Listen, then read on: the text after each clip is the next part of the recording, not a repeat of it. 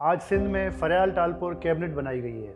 ये cabinet peoples party की नहीं, कैबिनेट फरयाल टालपुर की है।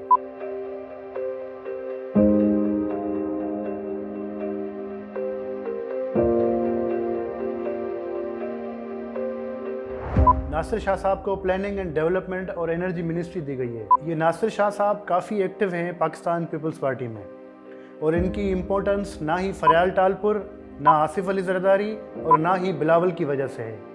बाकी आप समझदार हैं।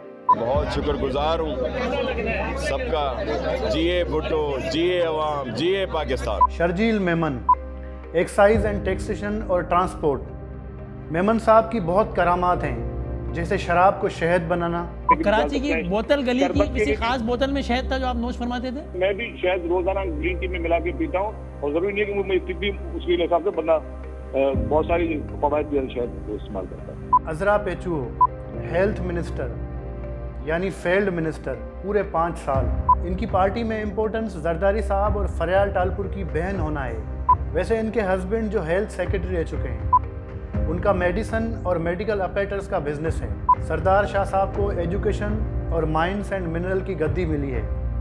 इन साहब को लगता है कि शायरी करना और एजुकेशन मिनिस्ट्री चलाना एक ही चीज़ है। असांजो जी जियापो आई, असांजी जुस्तजू आहे, असां लाइ अंग ओछड़ा, असांजी आबरू आहे, सदिन खां जा सिद्धू आहे, असांजे दीद जी देवी हसीना बूबो। ये पहले भी इसी मिनिस्ट्री पे बहुत सालों से काम कर रहे हैं, तो फ़र्क आपके सामने है।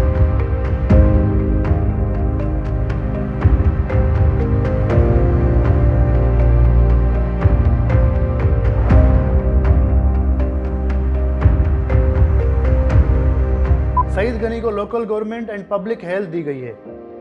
सईद भाई जान को तो कराची से जीतने का इनाम दिया गया है। जाम खान शोरो इरिगेशन और फूड, ये 2 ऐसी मिनिस्ट्री हैं जहां से सारा सिंध का सिस्टम मैनेज होता है। ज़िया लंजार को होम मिनिस्ट्री और लॉ मिनिस्ट्री दी गई है। लंजार साहब वकील हैं, पहले भी होम मिनिस्टर रह चुके हैं, लेकिन सिंध में रहने वाला एक एक बंदा जानता है कि इनकी काबिलियत राइट एंड लेफ्ट होना है। Sardar Mohammad Bakhsh Khan Mehar, agriculture, supply and price control, sports and youth और एंटी करप्शन भी 3 मिनिस्ट्रीज दी गई हैं इनको।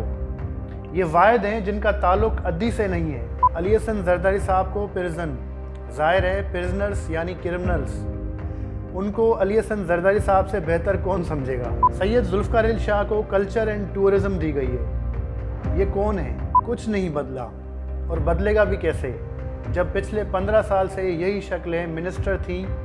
तब कुछ नहीं बदला तो अब कैसे?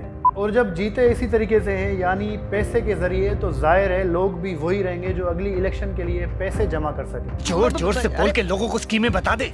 इस बार मुकेश चावला साहब नहीं हैं। 15 साल से वो सबसे अहम इंसान थे कैबिनेट के, क्योंकि ये सिस्टम को संभालते थे। इस बार सिस्टम संभालने का जिम्मा शायद जाम खान शोरो पे गिरेगा। सीएम बनते ही मुराद अली शाह साहब ने अपने बहनोई को सिंध का चीफ सेक्रेटरी मुकर्रर करवा दिया, और साथ साथ आईजी सिंध गुलाम नबी मेमन को वापस लाया गया है। गुलाम नबी मेमन पहले भी रह चुके हैं और कुछ नहीं कर पाए। अब असल सवाल पे आते हैं, बिलावल साहब की कोई चलती भी है या नहीं।